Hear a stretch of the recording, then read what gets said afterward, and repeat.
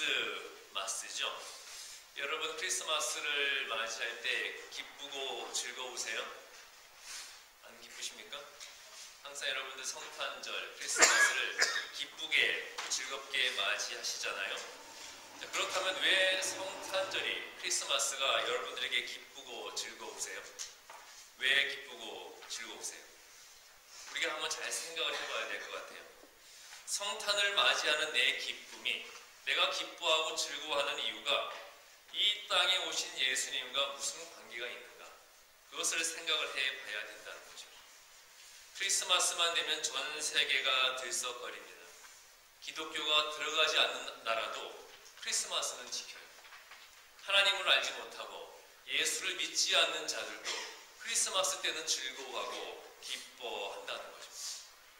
한국에서 크리스마스가 무슨 날인가 하는 그런 설문조사를 했더니 40% 학생들이 무슨 날인지 잘 알지 못했다는 겁니다. 안 믿기시죠? 그런데 사실이라는 거예요. 한국에서 40% 학생들이 크리스마스가 산타의 생일이다, 누구의 생일이다, 전혀 엉뚱한 대답을 하면서 크리스마스가 무슨 날인지 알지를 못했다는 거예요. 전체 인구의 25%가 기독교인이라는 한국의 현실이 이 정도라면 다른 나라는 어떻겠어요? 사람들이 인식하는 크리스마스의 의미는요, 선물 주고받는 날, 애인과 시간 보내는 날, 놀러 가는 날, 술 먹는 날, 송년 모임하는 날, 이렇게 다들 인식하고 있다는 거예요. 지금 말씀드린 것 중에 어느 것 하나도 크리스마스의 주인공인 예수님과는 아무 관계도 없는 그런 일들이잖아요. 자, 오늘날 크리스마스의 현실을 살펴보게 되면요, 1년 중 술 소비량이 가장 많은 날이 바로 크리스마스를 전후한 날이라는 겁니다. 1년 중 쇼핑 비용 최고로 소비되는 날이고요.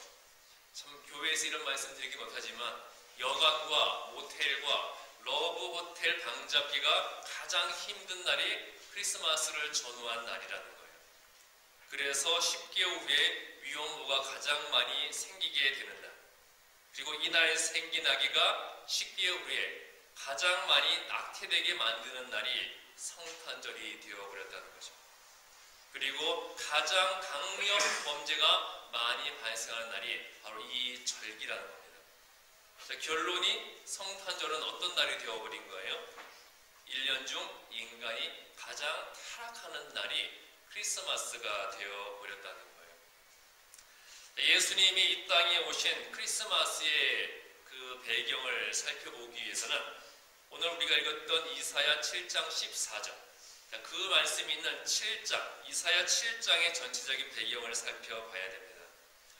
이사야 7장을 보게 되면 아람이 남유다 왕국을 침공하려고 합니다. 남유다 왕국과 북이스라엘 왕국은 형제 국가잖아요. 형제 국가인 북이스라엘이 아람이 남유다를 침공할 때 자신들의 형제 국가인 남유다를 도와준 것이 아니라 남유다를 침공하는 아람을 도와서 북이스라엘이 함께 남유다를 침공해 온 거예요.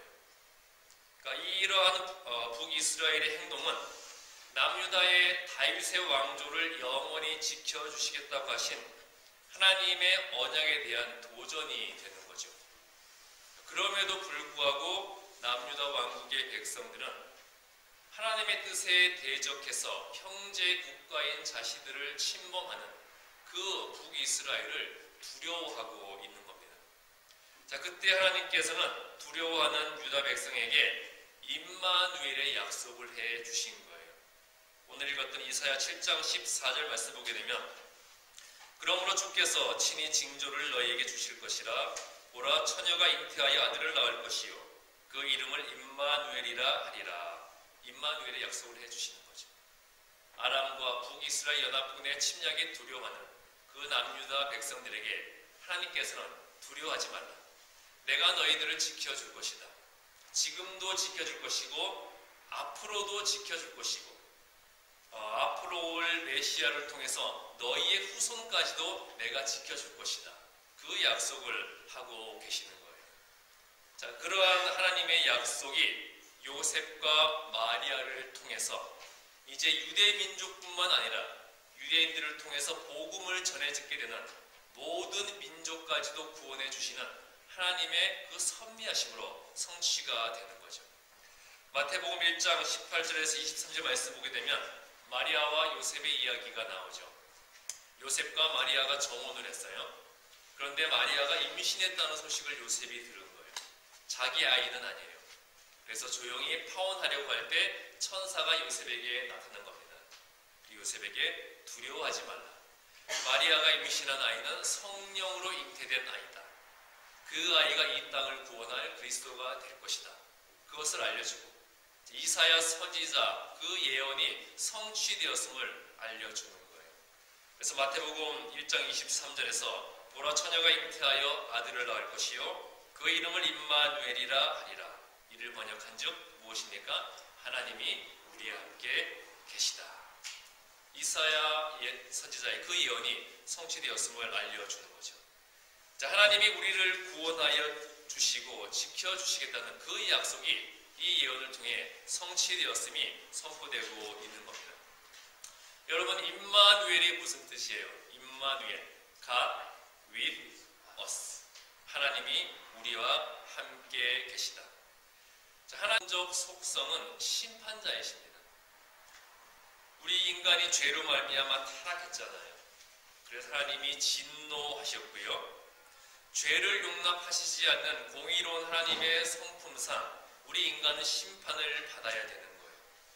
그런데 하나님께서는 이 땅에 오실 때 심판자로 오신 것이 아니라 우리를 구원하기 위한 구원자가 되시기 위해서 우리와 같이 낮아지셨고 우리와 함께 계시게 되었다는 거죠. 자, 이게 슬픈 일이에요, 기쁜 일이에요? 이것을 우리가 슬퍼해야 됩니까? 기뻐해야 됩니까? 자, 슬퍼해야 돼요? 기뻐해야 돼요? 기뻐해야 돼요? 슬퍼해야죠. 슬퍼하고 눈물겨워 해야 되는 겁니다. 가장 높은 자리에 앉아있던 분이 나를 위해 가장 낮은 자로 스스로 전락하셨다는 거예요. 나 때문에 모진 고통을 겪으셔야 했고 나 때문에 죽으셔야 됐다는 겁니다. 그러니까 우리는 기뻐하기 전에 먼저 슬퍼하고 눈물겨워 해야 된다는 거죠. 이 말씀이 사실 여러분의 마음에 잘 안 와닿죠. 제가 구체적으로 한번 예를 들어볼게요. 제가 갖고 싶은 선물이 있어요. 어머니가 사주고 싶어 하는데 우리 집은 너무 가난해서 사줄 형편이 안 되는 겁니다.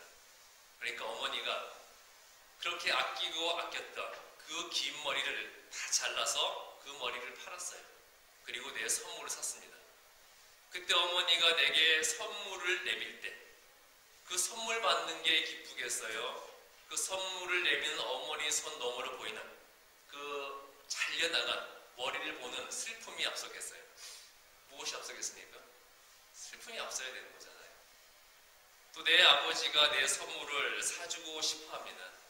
역시 집안이 가난해서 사줄 돈이 없어요. 그래서 아버지가 내 선물을 사주기 위해서 오버타임을 하고 엑스트라 잡을 가지고 세컨 잡을 가지고 일을 하다가 과로로 쓰러졌습니다.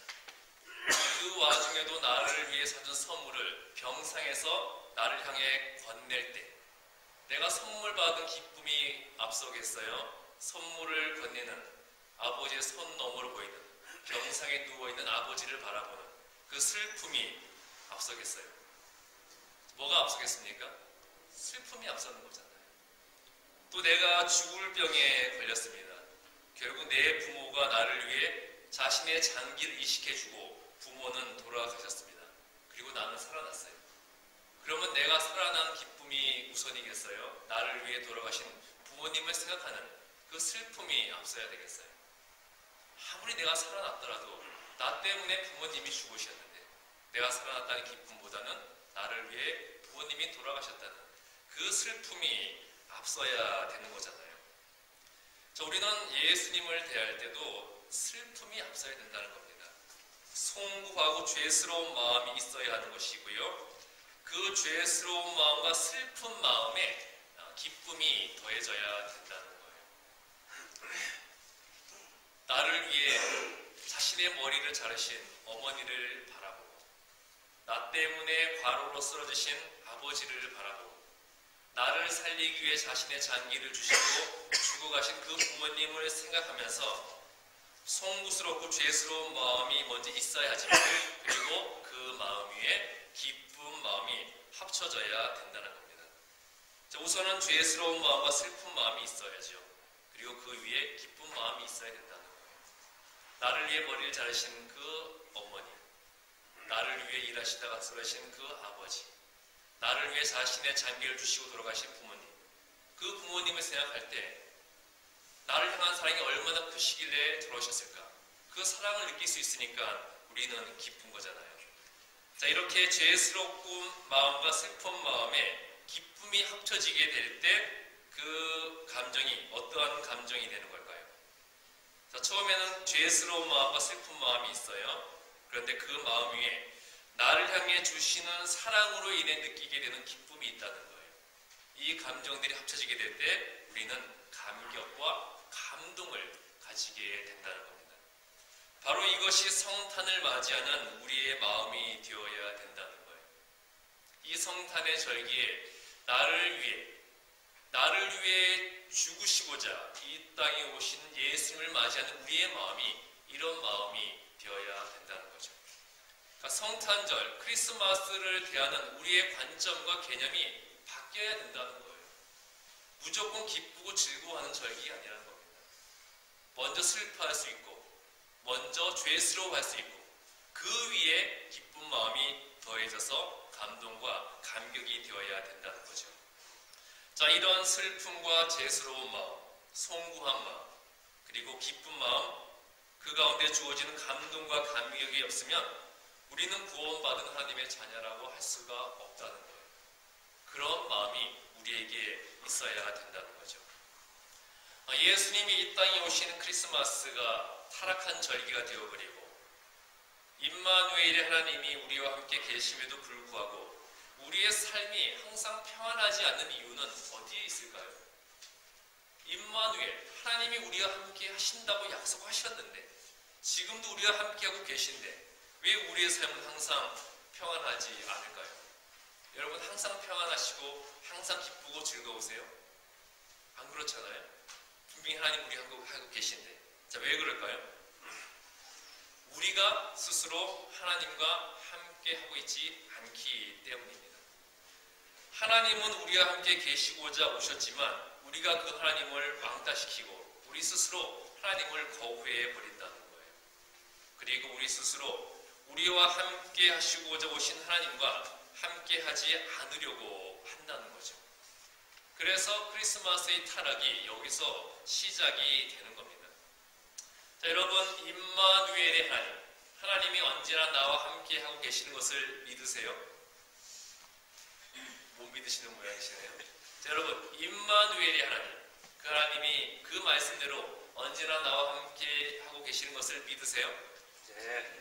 그것을 믿으신다면 우리는 그 하나님 앞에서 할 수 없는 일들, 해서는 안 되는 일들을 절대로 행해서는 안 된다는 거예요. 항상 말 조심하고 항상 행동 조심하고 우리의 마음까지도 하나님 앞에서 다스리려는 그런 노력이 있어야 된다는 거죠. 그렇게 해서 이제부터라도 나를 위한 크리스마스가 아니라 예수님을 위한 크리스마스를 우리가 보내야 된다는 거예요. 이제껏 솔직히 우리는 나를 위한 크리스마스를 보내왔잖아요. 나를 위한 크리스마스가 아니라 예수님을 위한 크리스마스를 보내기 시작해서 이제 우리의 삶의 모습도 크리스찬답게 예수님을 믿는 크리스찬답게 새롭게 변화가 되어야 된다는 거예요. 예수님이 이 땅에 임마누엘의 하나님으로 오셨습니다. 그 예수님 한 분으로 인해서 예수님 한 분으로 인해서 모든 세상이 구원을 받았잖아요. 그렇다면 이 땅에 오신 그 예수님을 영접한 한 사람의 참된 크리스찬으로 인해 이 세상이 바뀔 수가 있다는 겁니다. 그렇잖아요.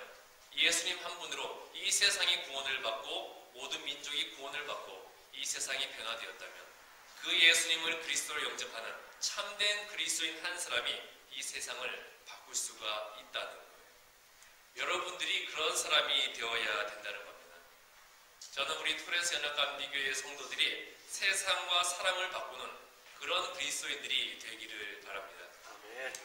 자, 여러분, 예수님, 이 땅에 오신 예수님이 지금 내 안에 그리스도로 계시는 것을 믿으세요? 아멘. 내 안에 그리스도로 계시죠. 자, 그렇다면 그리스도가 내 안에 계시고 그 그리스도를 말미암아 내가 구원받았다는 사실, 여러분 어떻게 증거하시겠어요? 무엇으로 증거하시겠어요? 내 안에 그리스도가 있다는 거, 내가 그리스도를 말미암아 구원받았다는 거, 무엇으로 증거하고 어떻게 증거하시겠어요? 자, 무엇으로 하시겠습니까? 내 삶을 통해서, 내 생활을 통해서, 내 언행을 통해서 내 안에 그리스도가 계시다는 거, 그 그리스도를 말미암아 내가 구원받았다는 거, 그게 증거되어야 된다는 겁니다. 우리 토렌스 연합감리교회 성도분들, 어디를 가시든지 어디에 계시든지 누구를 만나든지 여러분이 있는 곳을 화목히 하시고 여러분이 있는 곳에 평안과 위로와 사랑과 축복과 기쁨과 즐거움이 오도록 만드는 그런 축복의 성도들 되시기를 바랍니다. 여러분들이 만나는 사람에게 하나님의 축복을 전하는 그런 축복의 성도들 되시기를 바랍니다. 내 안에 그리스도를 모시고 살아가는 자로서 여러분이 어디에 있든지 누구를 만나든지 화목해 하는 자가 되고 하나님의 축복을 전하는 자가 되기 때 임마누엘의 하나님께서 여러분들 위해 그 축복과 은혜를 넘치도록 충만하게 부어줄 줄 믿습니다. 여러분들 위해 임마누엘의 하나님의 축복이 언제나 충만하게 넘쳐나시기를 주님의 이름으로 축복합니다. 기도하겠습니다.